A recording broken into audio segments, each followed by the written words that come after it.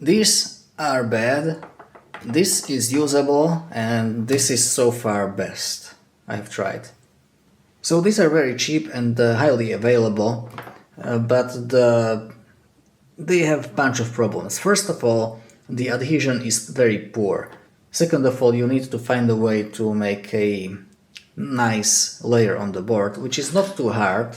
I've tried using paint roller and it provides very nice uniform surface. It has an orange peel texture, but it's not very offensive. It is very fine. It's actually even quite nice, I would say. Like unique, I would say. The other problem is the UV sensitivity. This first of all, you need high power light to properly harden these, because on my 3D printer I was not able to get these hard at all. Second thing is resolution. It is very poor with these. And finally, if you go with method that you cover the board with some plastic film, when these are curing, they are off-gassing, so you will always have bubbles. So using this for like spot repairs or things like that, absolutely fine, no problem with that. But for covering the whole board and using it as a mask, absolutely no. I have done a bunch of testing with this yellow ink. I mean, you can see how much I have used. And you get results like this. So at first everything looks okay. The mechanical resistance is not very great, and when you hit the board up, you get like blisters like this. You can basically remove it in chunks, like this one as well. It is basically not adhering to the board very well. This is green one. It is on plain copper, so there is no like epoxy this can be bonded to very well. The mechanical resistance, it's a little bit better, but still it is about what you would expect. But the adhesion is quite good.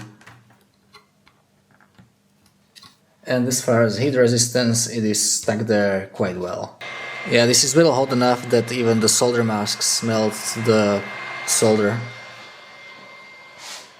Finally, there is a solution that nobody uses because it's not great, but it works and the results are not that bad. It's definitely better than those inks that I showed you first time. First of all, this is spray, so you can expect non-uniform coverage and stuff like that. The boards are quite ugly, not only because of non-uniform coverage, but also because of color. Like this is like brown. The mechanical resistance is actually great. The resolution is absolutely excellent, same as the green stuff. And you need to bake this board at like 160 degrees Celsius to get this effect. Otherwise, it is the basic beach photoresist that you use for etching copper. The bad and good thing about this is the thickness, because you cannot really feel it, so it's probably a few microns thick at most. And price, it is dirt cheap.